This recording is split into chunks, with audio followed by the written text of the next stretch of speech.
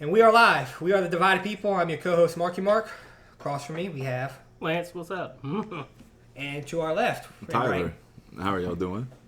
And today we are talking about mental health. How I can use some better version of it. Better version of what? Mental health. You can't buy that at the dollar store.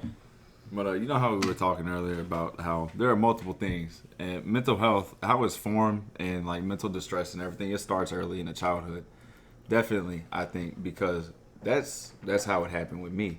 You know, a lot of people don't know that about me. Like I was telling you earlier, I never knew my father growing up. I was house to house from family to family and everything.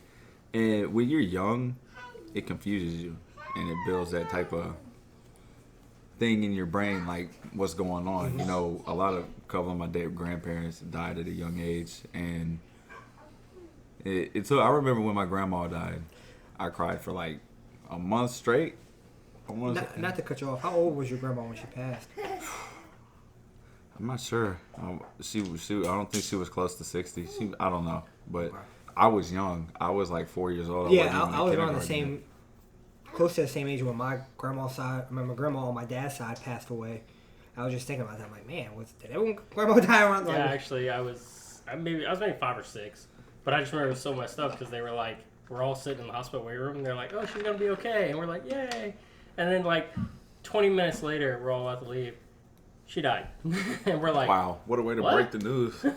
What a way to break the news! We were like, they kind of told me, I forget how. Oh, they told us the ambulance is gonna make her better because they took her away in an ambulance, and then she was in a home, and she's like, no, like this is where she's staying for now. This is so she can get better and be healthier. And then 2 weeks later, it's just like, yeah, so that didn't work out. I'm like, huh? Like you just told me all this stuff that you promised me.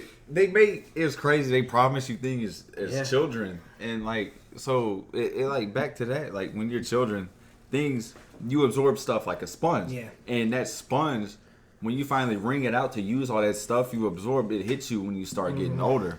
So like when I realized like years ago when I was like 12, 14 years old, it started hitting me. Like I was really bouncing around from home to home.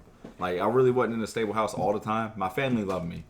Things got dirty in court and everything like that. And when there's stories you don't tell your children when they're certain ages. And I was getting told some of these stories. You think you're protecting them, but right, you're not. Well, it depends. Like sometimes you want to not say that until they're the right age, or sometimes you end up getting told stuff like, "Man, what? I just want to go play with my toys. What the heck you're talking about?" You threw this on me. What do you mean I'm adopted or what's going on? But like. What do you mean dad's in jail for stealing toilet paper? What you talking about? I feel like that one came from real life. Mind your business. The stuff I've seen working at Walmart. I walked up on a guy. Win Dixie. I walked up on a guy, right? This old man, I think he had like one shoe on. I'm not sure. But I walked up on him. He was stealing a 2-pack of Sharpies. And I walked up on him and I'm looking at him. I'm like, really? Really? And this really all contributes to what we're talking about. Because you got this guy that's about 60 years old stealing. And I'm looking at him. And he tries to hide him behind. He's got his hand. He still has him in his hand trying to hide him in a stack of binders. He shoves his hand in the stack of binders. He's like, hey, do you know where... this is, I wanted to say, because you know, working for Walmart or any retailer specific, you can't approach people and be like, I know you're stealing, which aggravates me. Target, so. It aggravates me, so I'm like, can't even touch him. I'm looking at him, I'm like, I know what you're doing. I'm not an idiot. So I go get AP. I'm like, if y'all care, there's a guy stealing over there. By the time they get over there, he's gone. I'm like, whatever. I tried. But it's like, so when people do all that and everything, I see people get their kids to help them steal in the store. Yeah. And you know you ain't going to touch them or tell them anything. My mom made us do stuff like that. Like, I used to steal when I was younger. My mom used to tell me, she's like, okay, if you steal this, I'll give you candy. And I'm actually stealing the candy. But, I mean, there was times when, like, she used us at McDonald's, too. Like, I don't think you can do this anymore. But there was times when she'd go, like, you know how the drive-thru, you throw your trash away right there. A lot of times the receipts get thrown away right there because it was just an easy little toss-out. Right. So what my mom would do was every time a car would pass, she'd go grab a receipt. She goes, no, I don't like that one. No, car pass? That's the one. So we'll go around the block and we'll make a phone call. She's like, "Hi, I'm assistant to so and so. They missed his appointment." She's very upset, and she's like, "Oh, we're gonna make it. Like, do you have the receipt?" She's like, "Yeah, I have the receipt." So she's like, "But I'm sending my son." So I'm like 6, walking up there, and they're like all eyeballing me, knowing that, this isn't like this shit's fake as fuck. But he is like 6, so like we're gonna give it to him. Yeah, we can get up. And I understood that at that age, and that's how like, Right. and ever since then, it's like I have issues with talking. Like if something's wrong, I don't want to say anything because I'm like everyone's looking at me. I'm like, oh fuck, here we go again. Right. 6 years old, and everyone's pitying me because they think I'm lying to them or something like that. Yeah. In reality, this is what happened. Like if I order like something's wrong and I bring it up to like someone in fast food, I feel like they think I'm lying. Sometimes I'm just like, no, I'm not fucking lying. But it feels like that because I remember that. Right. Mental issues. I have a lot. We talked about some earlier. We all do. And there's different ways of coping with it. There's, I picked up reading. I played video games. I used to play basketball till I blew my Achilles at work that Walmart never wrote up on papers.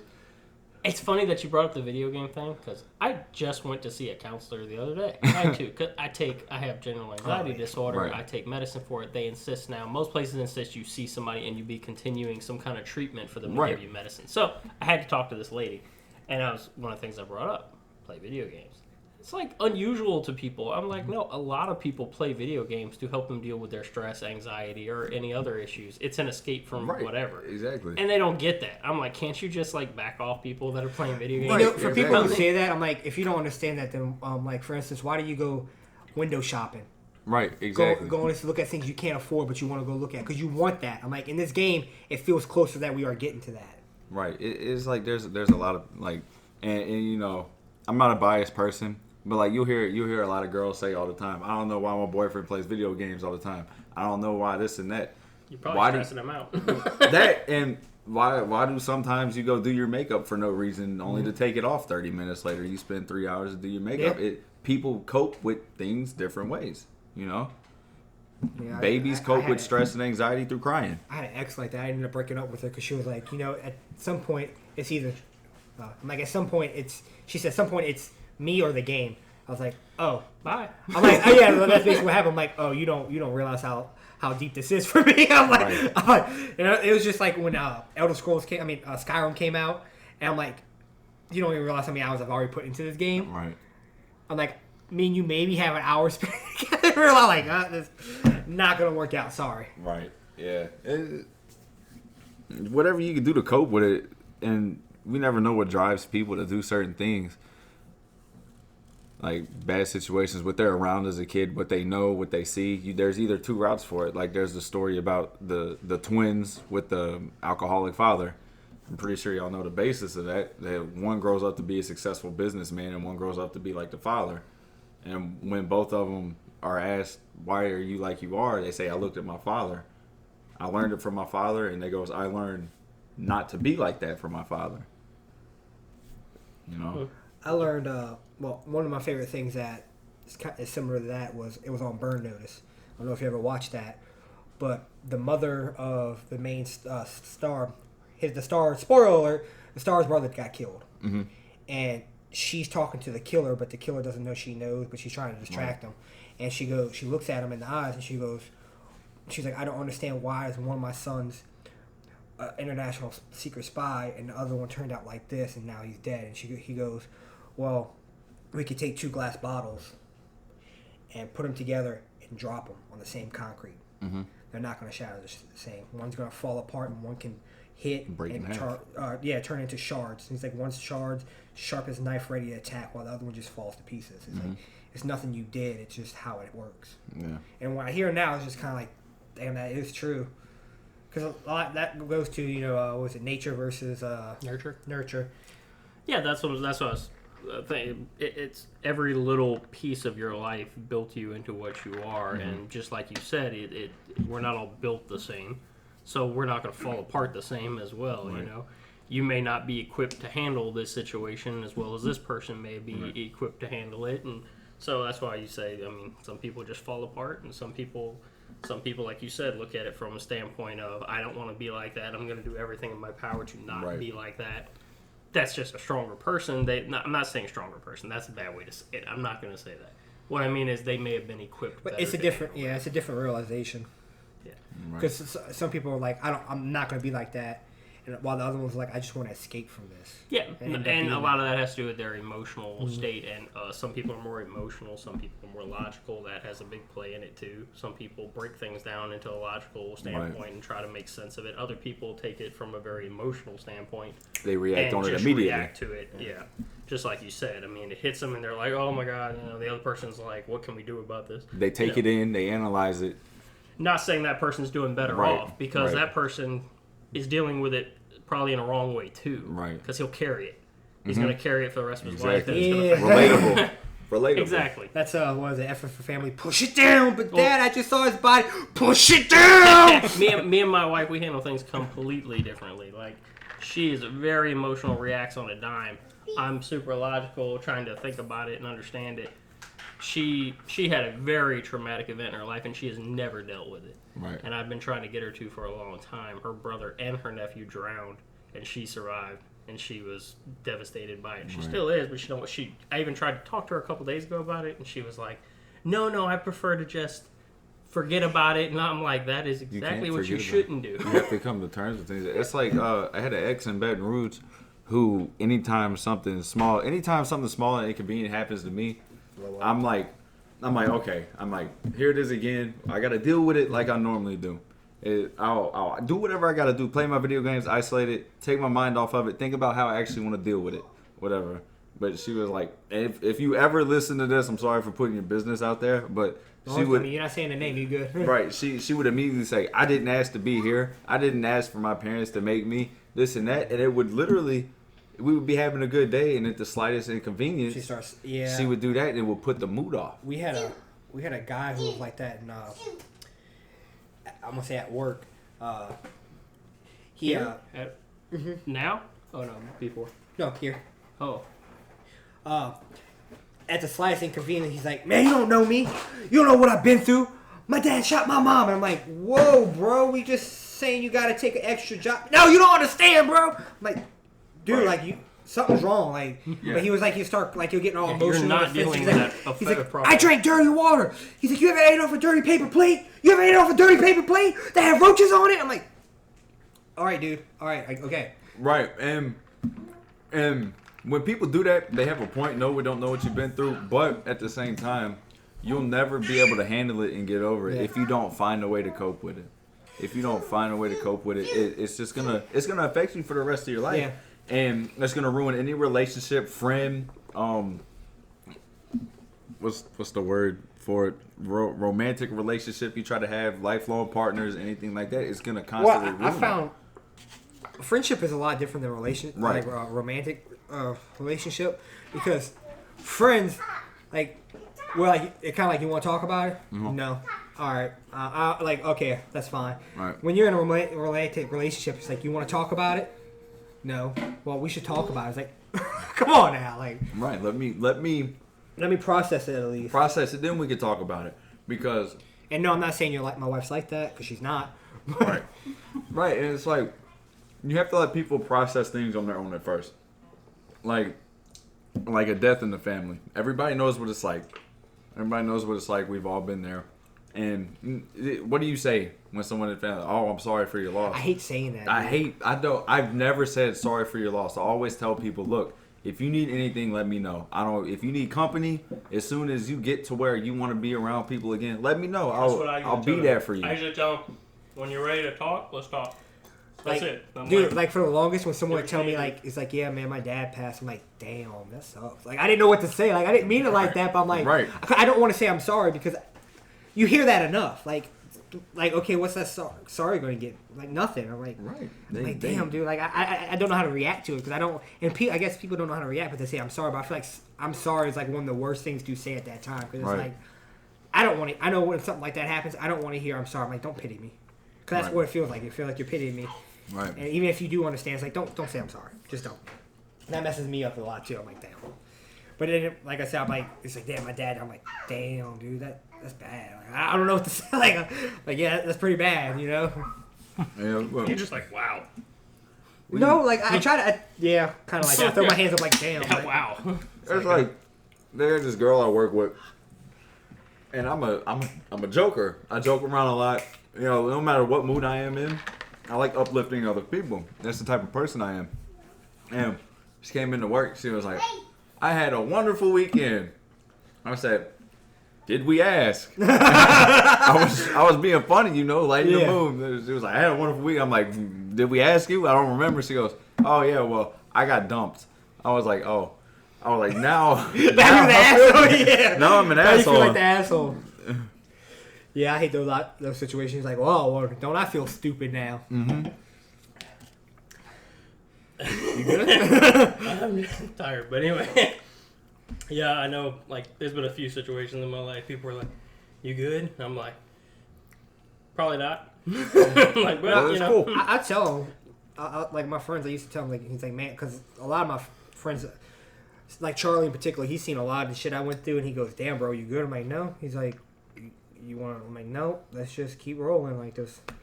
Cause one thing I always thought, I'm like, man, there's no point in me sitting here being depressed about it. I mean, life's going on regardless. Right. I gotta keep moving. And I think that's actually caused some issues down for me now, but right. Because like we was talking about earlier, like I had a horrible day yesterday. And you know that, like, talk about something that affects your mental state. Like, well, that's what I was telling them. Like, I had a horrible day at work because people don't know how to do their job. Ride home in silence. Or that was the thing. I was listening to music, and then I was listening to I actually went back to my teenage years. I was listening to Bring Me the Horizon, you know, Slipknot 3 Days Grace. So I'm just trying to get that, just get it out and done with. And I get home and I'm just silent. My wife's like, "Are you okay?" I'm like, I mean, I'm fine. Let's just watch TV. She's like, "You don't want to talk about it?" I'm like, "No." She's like, "Well, why don't you want to talk about it?" I'm like, "You want to know why?" Because I told you this. I'm like, because I'm looking at my laptop right now. I want to break it in half because everything I write is shit. She's like, "What does that have to do with?" Well, I'm like, "Nothing," and that's the problem. Yeah. I'm like, it affected me so bad that I think I am trash at this point. I don't want to. I don't want to talk. I just want to be. I can't. I tell everybody. Make you second triple guess yourself all the time. I can't stand when people ask me how was your day at work. I'm like, it was fucking work. I'm like, what do you think? Did you think I enjoyed myself? Well, it was just like I said though, it put me in such a bad state that I was thinking wow, I'm everything I write is garbage. That's why I was thinking. I'm like I should just quit. Like, why am I even fucking doing this? And I kept looking over my laptop. I was just like, I should just break it and call it a day. Like, it'd be so much better if I just break it. Man, that's what I was thinking. Like, it was just like, and then when you finally calm down and get over it, you're like, why was I even thinking that? Yeah, well, that's the thing. That's why I don't like saying it out loud because I don't want to feel like you bring it into fruition. If you speak on something enough, you bring it into fruition, and then sometimes you can do things. It's like the relationships thing. People that get out of a bad relationship and they're talking about the world will never be sunny again. Yeah. Everything is black forever, and I'll never be happy again. And I'm like, but you will. You don't know it, but it could be tomorrow. I always say words have meanings, especially when they're spoken. And it's one thing to speak about how you feel because it helps. Right. But it's another thing to say, "I'm going to do this," or "I will never do this." And it's like, no, let's not talk about that. 'Cause when you speak it, like you say, it almost comes into reality. Right. I don't like that. That's why I like to keep all the negative to myself. Like, recently I've been posting one positive thing a day on Facebook or motivational. I see that. Right. And I noticed that. I was like, honestly, what happened to Mark? It's not. I was like, it's not for. Thanks, Lance. No, it's because so people might think it's for shares or it might be for other people. It's really for me. Right. It's for me. It really, and if it helps somebody, then I'm okay. It makes me even happier if it helps somebody. But it's honestly for me. It's for me to keep myself in check because I don't act like it, but those thoughts goes in my head all the time. Like, I'm garbage. Like, I shouldn't be writing, or I shouldn't. I'm like, this is where I belong because this is what I deserve. Right. Work-wise, sorry. I firmly believe that you eventually become what you think you are. Absolutely. You absolutely. And who you surround yourself with. Exactly. I had a friend back in the day who, this is way back in the day, high school. He used to come over to the house all the time. My mom loved him. He had a troubled family and everything. Drugs were involved and everything, and I was a good friend to him, regardless, because people like that need somebody.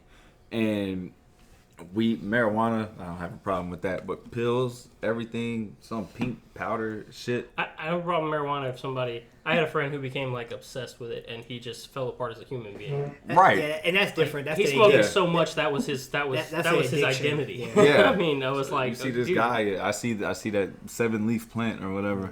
But and so he was coming over and everything, and then like you said, becoming who you surround yourself with. I was around this guy so much, I was trying to help him, give him tools to lift him up out the hole he was in. When in reality, I was actually digging my way down there with a shovel, and I wasn't going to be able to get out. So before it got bad, I had to remove myself from the situation. He's like, bro, they can't make us not hang out with each other. They can't do this. I'm like, yeah. I said, but as a part of the process, I need to. Yeah. Right, I'm a caterpillar trying to build my cocoon, and you stripping it away from me. I'm trying to turn it to a butterfly, fly away. You want to keep me on the ground with you, and I'm just gonna be eating all this crap with you. I had a friend like that. I had a friend I grew up with, like young, and my whole life he was my buddy. And then we got a little bit older, he got mixed into some bad stuff, and I'm like, dude, what are you doing? I'm like, where are you going with this? Like, you talking about dropping out and stuff? And that's one thing that always sticks with me too, because I've done that to a few friends where I'm like, I have no choice but to do this, and even now, I still think, I'm like, man, did I make the right choice? And I know I did. Right. But it's, you like... You feel a little bit of guilt. Yeah, because it's like, you shouldn't leave a friend behind. I was your friend. And it's like the same time, but like, and then I'm like, I think that, and then also I'm like, remember though, I tried every chance I got to help this person.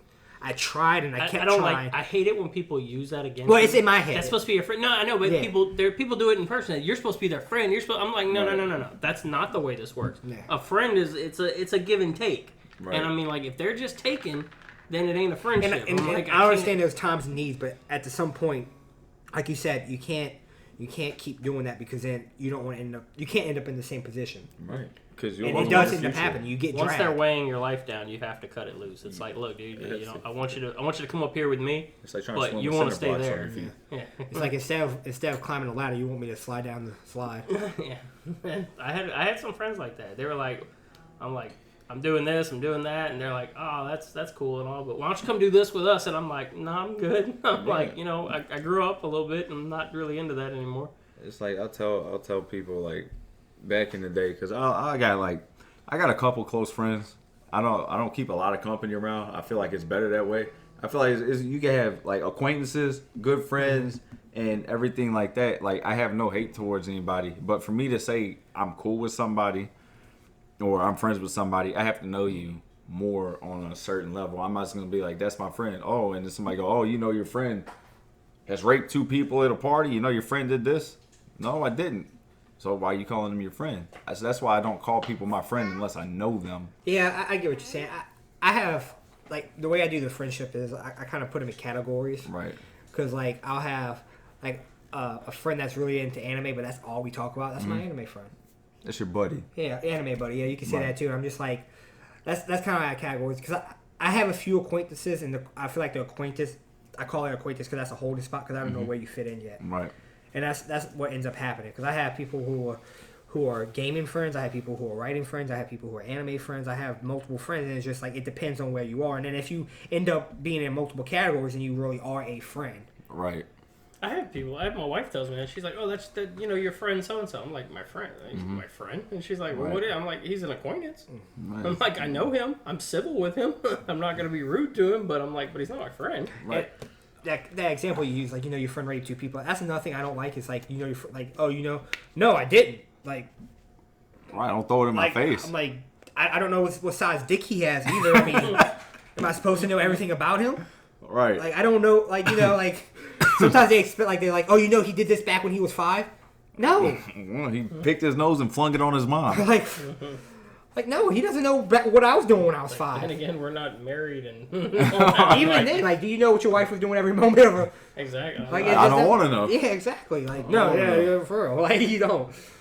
Yeah, especially if, like, okay, what does that mean about right now? Yeah, right, exactly. Like, that's not who they are. And I'm not defending rape. I'm not defending rape. I'm just saying, if I don't know about it, or if like, a part of it, and I know the other part that actually, oh, he was raped, or he's a child molester. It's like, no, she was 17, he was 18, and he got caught with her parents caught and charged. Because that happens sometimes. That happened in 16, Ponchatoula. 17, I'm not going to mention any names. A terrible, tragic situation happened in Ponchatoula where both parties in this situation were petty, extremely petty, and I'm not going to speak on it and say what happened.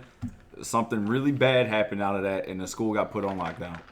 What? Oh, yeah. Yes. I was. Yeah, the school got put on lockdown simply because, and like I said, I'm not mentioning any names, but something happened between the boyfriend and the girlfriend. They waited till the boyfriend turned 18 to expose him for having naked pictures of his girlfriend on her phone.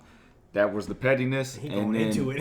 he lost his mind. Yeah. Dude lost his mind. Yeah, I told you about that. yeah. I knew a guy. Yeah. He was in jail for a long time for that, and I was like, man, He's still He in what? jail. Life. That guy? Yeah. Yeah. No, Life. I'm saying the guy that I knew. Oh. The guy I knew, he got out.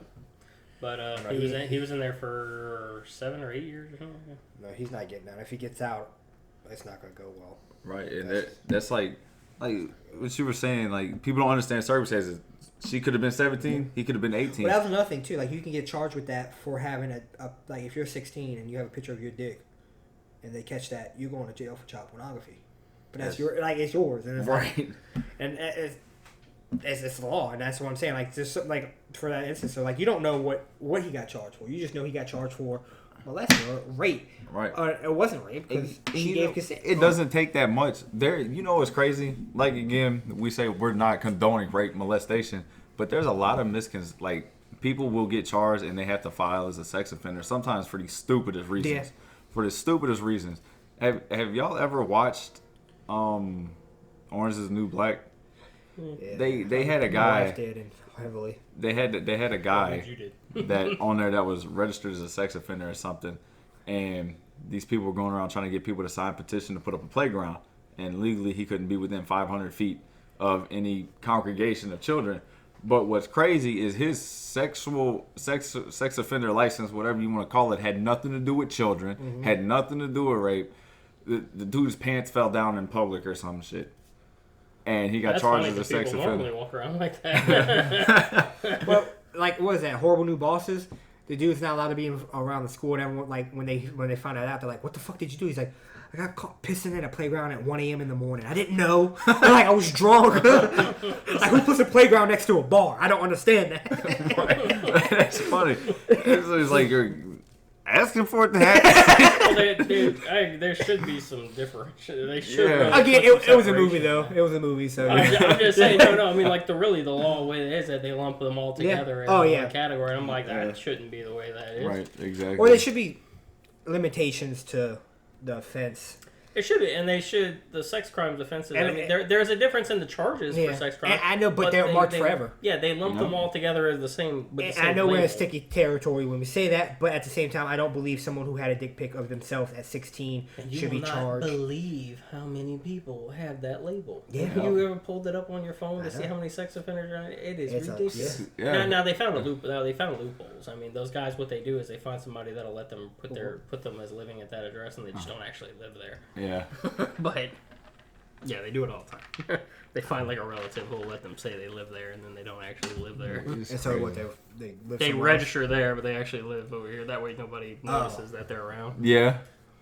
Man, it's good and bad, I guess, for them, but depending on. Well, I mean, I'm not like you said. I'm not defending them because No, if they did something bad, I mean, yeah, but it is pretty. The way it is like there's no way to redeem yourself. They make sure of that. Yeah, like there's a couple people around here that got charged for that for dating a 16-year-old when they were 17, turned 18, and it's like they're still in high school together. Well, some places have the Romeo and Juliet laws where they. but that gets tricky too because the difference has it to depends be a on who certain number. It depends on who enforces it though at that time.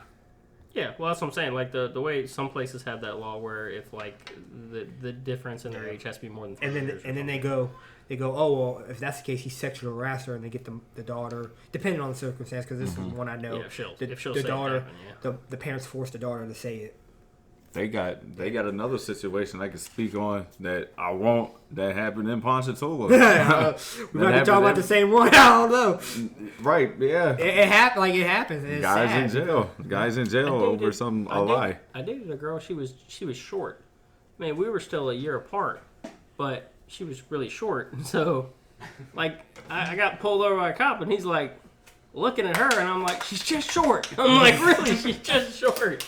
I'm like, it's not what you're thinking. If she was me, because what I would have done is like, you said we were getting ice cream. Step out the car, sir. No! What's that chick? Aubrey, the chick from the, what's her name? The brown hair one from Parks and Recreational. Yeah. Did you hear when she's telling the story about the guy she was dating who was like a lot older than her? Yeah. She's like, they're at the doctor's office, and she's like, I'm 16. And she's like, no, you're 20. And she's like, 16. And she just keeps saying it. I was like, wow, that's really messed up. Yeah. But, back on track. We're getting to a whole other subject there, but I don't even know how did we get here? I don't remember how we got to this point. We were talking about like mental health and stuff. Mental health. And he gave up that example. Yeah. The example. How people can go that. And then Mark brought up, how people can get registered as sex offenders, and then people really, honestly, most of us on this planet are adults. We really have to stop playing games with each other. For real. This is ridiculous. Like, people lose their lives every day over stupid stuff. That's what I never understood about parents. Like, how would you do that to a kid, dude? Like, because he's dating your daughter and you don't agree with it, so I'm going to ruin his life. That's going to teach him to mess with my daughter. Bro, your daughter might have asked him to do that. Or this man might have legit... People are crazy these days. And not necessarily crazy. I'm going to be honest with you. If someone got my son for that, and there was like a 6-month difference in age, and they still got him as like a sex offender or something, I'm not going to be a happy guy.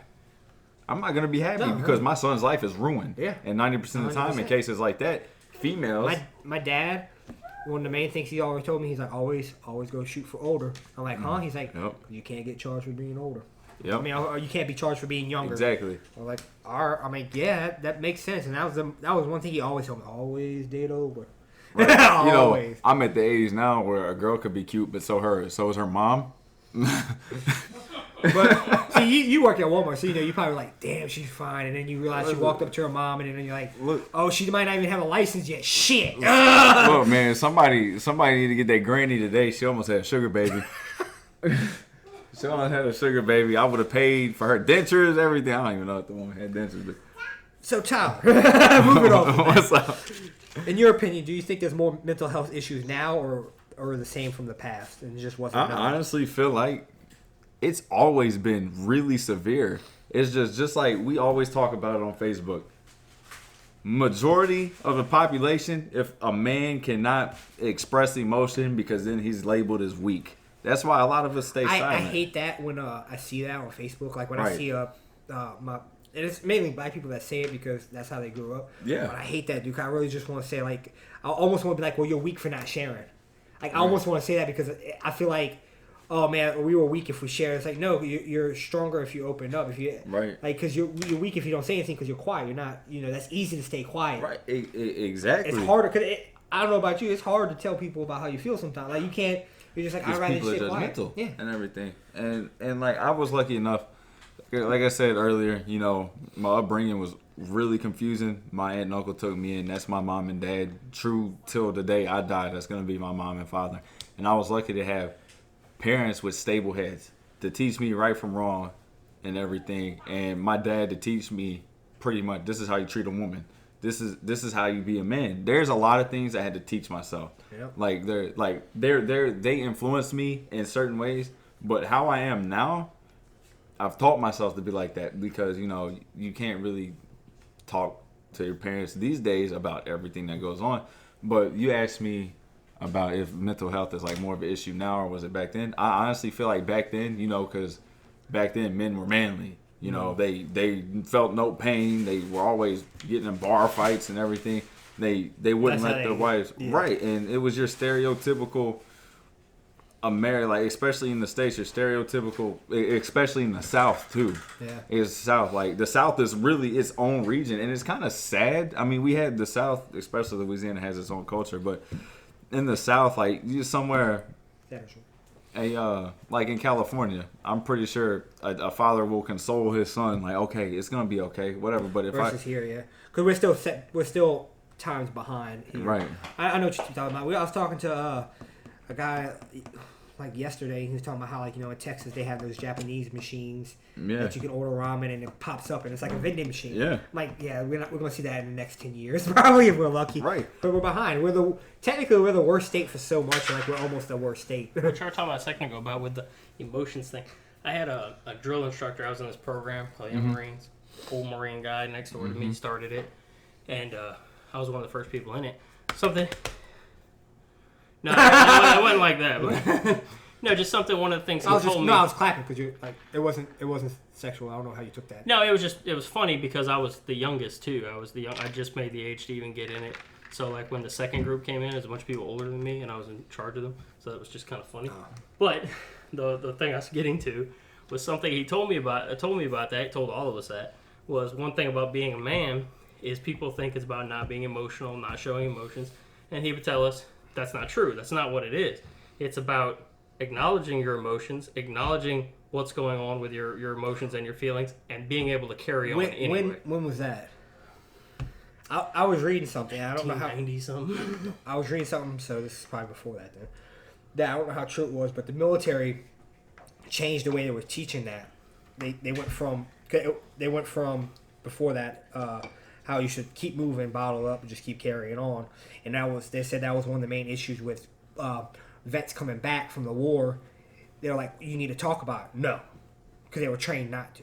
They were trained to keep the shit to yourself. That's where severe PTSD comes from. And yeah, so they kept bottling up until they exploded inside of them. And so they ended up changing it to what you just said. And it's weird because I thought it was after that, though. I thought that happened in the early 2000s. Well, I mean, he was into a lot of the programs that they were doing. So it might, okay. But that's just something he told us. He said, acknowledge them, understand them, deal with them, find a way to carry And that them. was like, even like, if you watch that 70s show or F is for Family, like they tell you, like, he's like, Dad, I'm feeling, we don't feel in this family. Yep. We drink and we ass. bottle it up. Put my foot in your ass. And it's like, well, when did we talk about it? When we explode on somebody and you're yelling, think about it. It makes you feel better. Wow. That's right. What was that, Red Foreman? Red Foreman, Bill Burr talks about it. Comedian Bill Burr, he talks about it all the Bill time. Burr and Dave Chappelle are my two favorite comedians. I don't know. Look, there was a lot of controversy over the Dave Chappelle stand-up. I loved it. Which was Bill Burr, stupid. too. I loved it. And Bill Burr's got one too. That I watch both. Is so funny. Well, see, everyone expects that from Bill Burr. Yeah. No one expected that from David Chappelle, which is funny because I'm like, have you watched his show? Exactly. Like it hits everything. It doesn't matter, but okay. Yeah, he doesn't care. Everybody's open for business. And, that's actually a good guy to talk about with the mental health thing. You know, the hiatus he went on is because he was getting so much shit for so long.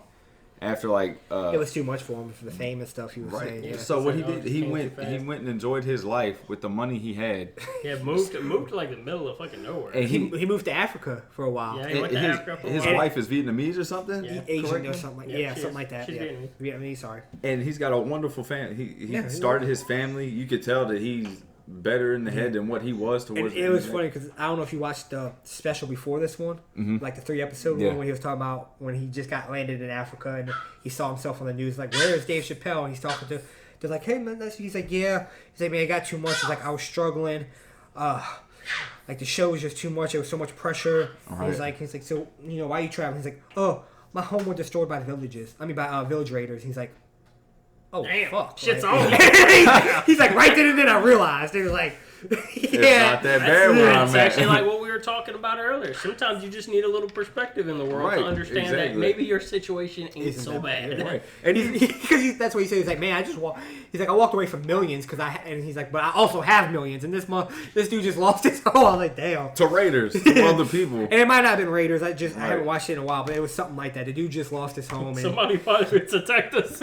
My whole family was chopped into pieces in front of me. and Dave's just like, Dave's like, oh no, because the dude said at first, he's like, so what is your problem? He's like, Somebody offered me a lot of money. and I turned it down because it's close. If you have no money, no, I have a lot of money. I'm rich. I'm really rich. And they want me to keep making more. Damn. And everybody loves me. I They, got a great family. But What the fuck is wrong But with that's me? another thing I found that's kind of weird. That like first worlds have more mental issues than third worlds. definitely because there's We so got more many- time, I think. we have social media, which is where a lot of a lot of, I'm not gonna say depression, but insecurities in people come from. You can say depression too, because I think a lot of it is seeing what you don't have from other people. I think a lot of it comes with what you consider your normal. Right. What we see here is a lot of comfort and people being hospitable, generous, and being very, you know, social. There's socially accepted things. Right. So people, any little deviation out of that, and people are like, "Oh my God, my life's falling apart. I hate everything." And then you got places where shit's fucked up all the time, and they're like, But Tuesday. in the same aspect, I want people to realize that you still shouldn't compare, because your shit still could be tough. Yeah. Yeah, definitely. Like you're the way. That's what I was getting to with the way you're prepared to handle it. Somebody who's been living in that, they've spent their whole life developing the skills to deal with those situations, and you may not. Because we're not saying that, you know, your car getting repoed and now you're about to lose your job over, you know, because you can't get to work. That's still shit. We're not saying, well, at least you can eat. We're not saying that, because you still... Right. I hate it when that happens. When people try to one-up you on everything, they're like, oh, well, you know, I broke my leg yesterday. Oh, yeah, well, my mom died in a house fire. Yeah. Screw you. Well, not even that, but remember, like, I don't know if, like, your aunt and uncle did this to me, but my dad mainly did this. It was like, man, I don't want... Well, children in Africa don't have it. Well, can they come get it? Right. Like it was, my wife does that a lot. She's like, you know, people back where I'm from, they would love to have this. I'm like, well, tell them come get it. Like, and I'm not because I don't think it's gonna make the. Because there was one time my dad got a little drunk, and I forget what happened to me. Something happened. Like it wasn't like it was something bad enough that I was like, man, I'm fucked up right now. You know?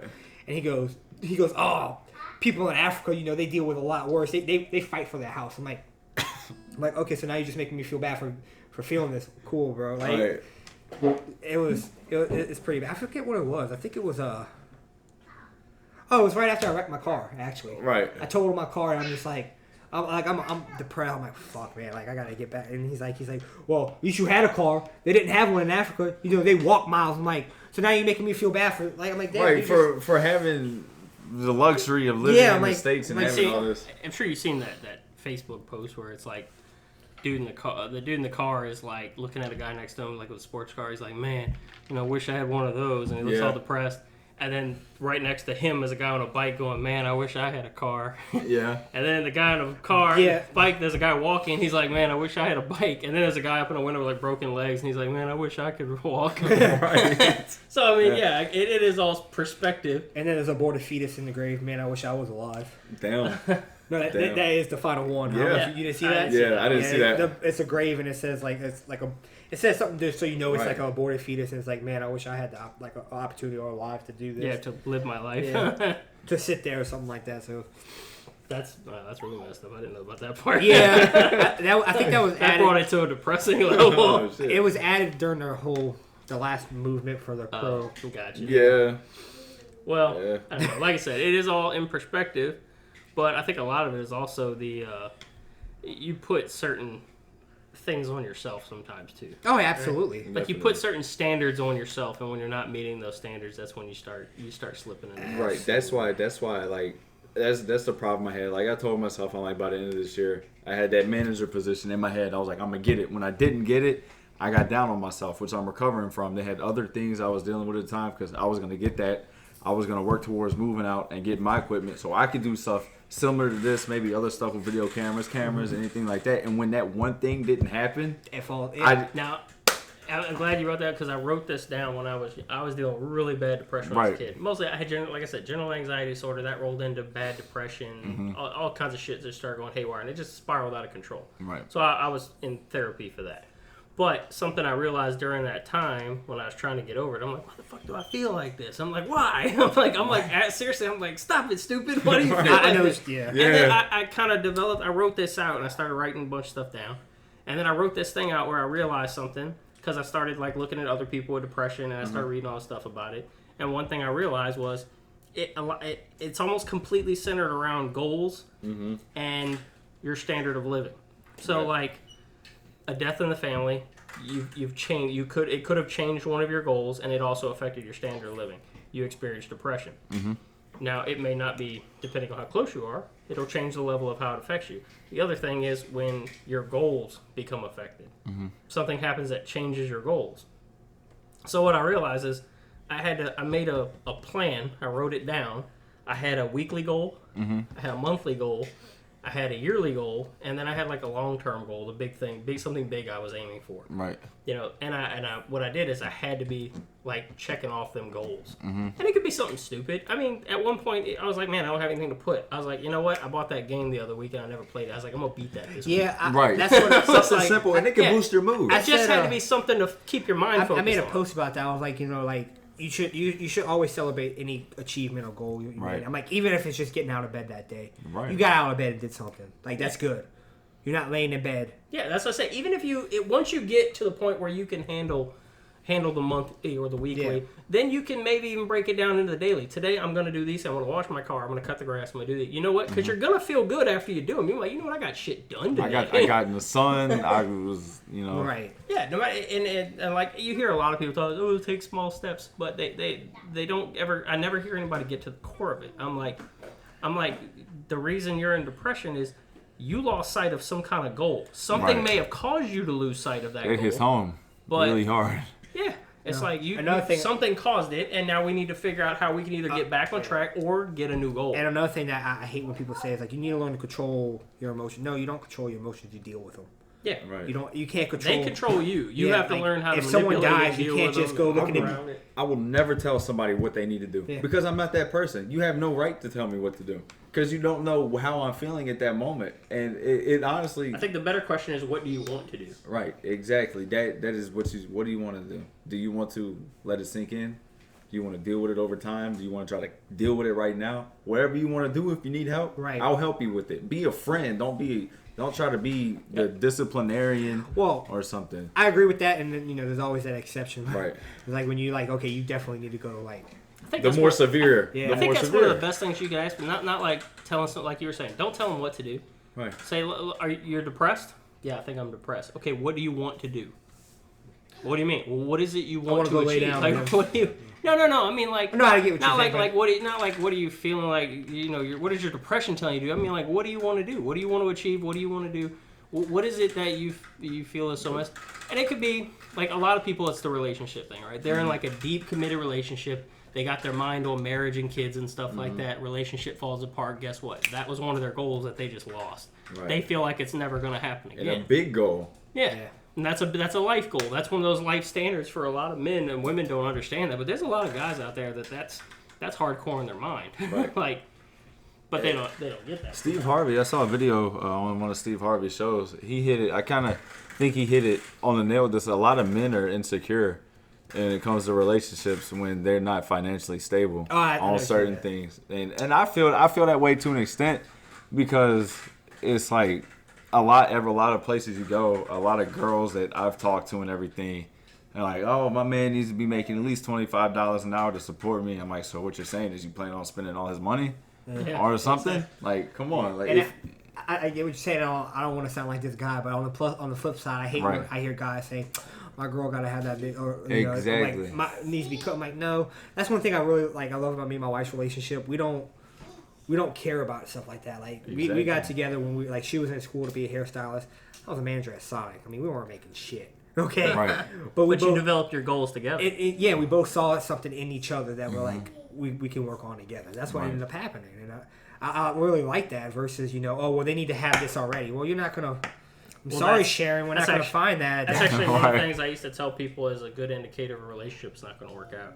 It's like, are y'all building goals together? Well, yeah. I'm not sorry, I don't mean to cut you off. No, you're good. But one thing that drives me insane, people our age, not your age, Lance, but like young 20s. My old ass. Well, 'cause around your age, it's kind of acceptable you want a guy who's in a career. Yeah. I mean, you don't want Our age, I don't feel like that should be required. I want a guy Well, in I a think- career. I'm like, no, he's still he's fresh out of college. There's a lot of people as y'all's age that is still okay. So the structure of society has changed. There was a time when you were 20 years old, like you're not married, you don't have kids yet, and you work Yeah, a full-time job. right. That was a normal thing. Nowadays, that's just not it. Nowadays, I'm like, no, he shouldn't be. In fact, he shouldn't even be dating yet. And they're like, Right. what? And I'm like, no, he needs to figure all himself the time. out. Figure Right. some stuff out, develop what he wants to do, get himself in a secure place. Once he feels he's in Right. a secure place, well, then he can start dealing with relationships. And if you go back further, like 1800s and stuff, if you were 12 years old, you didn't build your own cabin yet in the woods by yourself. Well, you know, so there was a lot of family support back then too. Right. You were going to have some kind of family structure, and you know that's just how people lived back then. So it's just different nowadays. But people do have to understand that you need time to develop, and this also goes to people that rush into. You got a lot of people y'all's age that they leave off the developing their life stuff and rush to the relationship stuff. I'm like, no, you did it in the wrong order. A lot of us deal with that. Yeah, I've dealt with it, and I've realized that I need to focus. That's where this is coming from. I need to focus on myself, because literally, if you don't truly love yourself and understand yourself, and you can't go into a relationship feeling ill about yourself and expecting and that's the person. Because you're telling, like, I can't give you the time or attention you deserve. Right.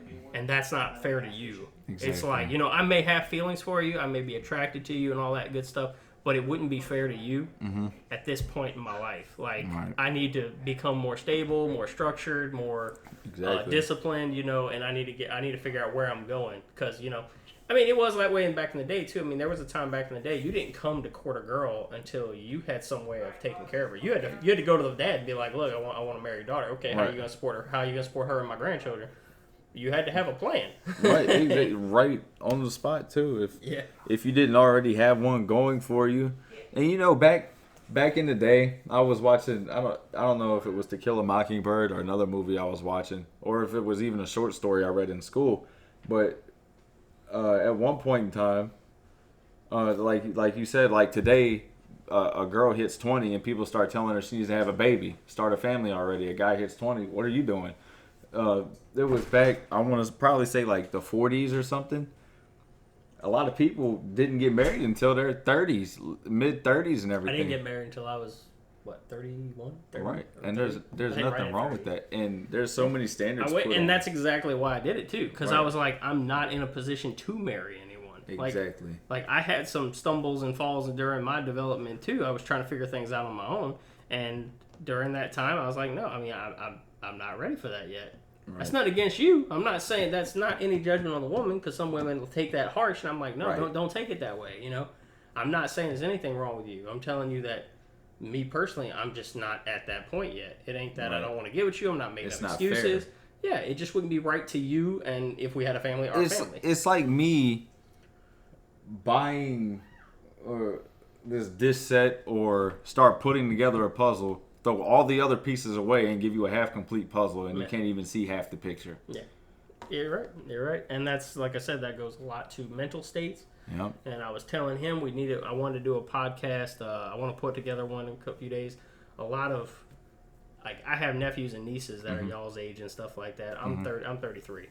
So I'm about to be 34. Damn. Right. I'm just recently an uncle. My sister just had my nephew. So there's things that I'm like, damn, I wish I could go back and tell myself this stuff because nobody told it to me. Right, and I don't mean that in some way. I hear some kids say, nobody ever told me that. I'm like, no, I told you that. But I'm like, no, legit, nobody told me that. Nobody paid attention to that stuff. Nobody taught that stuff. You know, about dealing with your money, paying taxes. It's not a good idea to do this. It's not a good idea to do that. You should do this. Right. Nobody told me that stuff.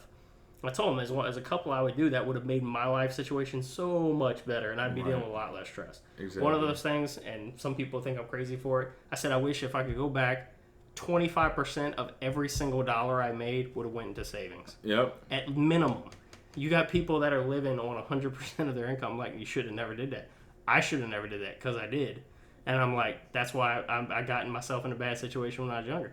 I said nothing you should do should be over 75% of your income. 25% all the time should be going into savings. Just like I was telling you about all that pizza and PlayStation cards I was ordering. I was spending so much. I was spending like $100 more a week than I was making. Yep. I was pulling money out of my bank account more than I was putting it in, and that's how I'm on that broke. Yeah, I've been there too. And like I said, it really messed up my mental state because, you know, I got stressed out. I didn't know how to get out of the hole. And then the money's not coming in fast enough. So then what do? Then you start stressing yourself out. I need to get a better job. I need to make more money. And now you're stressed on that. Right.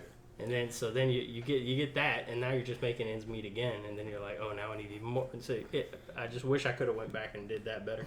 And that's what I was saying. Well, I want to put together a podcast for that too. What? Just things that we wish we would have known we were younger. Oh, when we were younger. Two things. What I know about what I'm writing right now and taking care of my health better.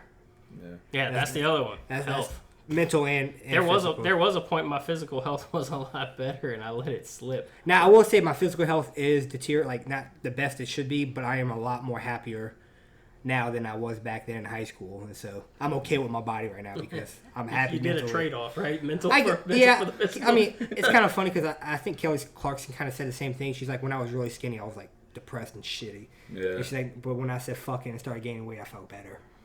She's like, I felt better about me because I didn't care anymore. I'm like, oh, Right. no, that's Exactly. true. Well, I don't. Like I said, I don't expect perfection out of myself. I got to No. and stuff. Right.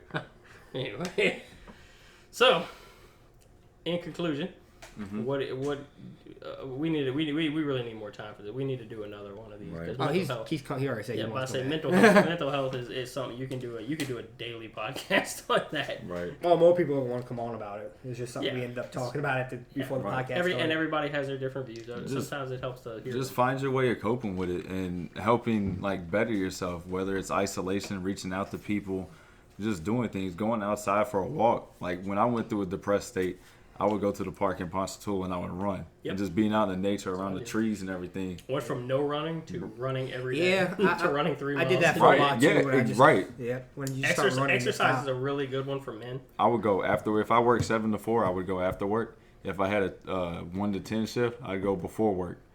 And I'd put 3 miles in every day. And I was happy. That and then GTA would just kill people. Right. That followed me after a relationship incident.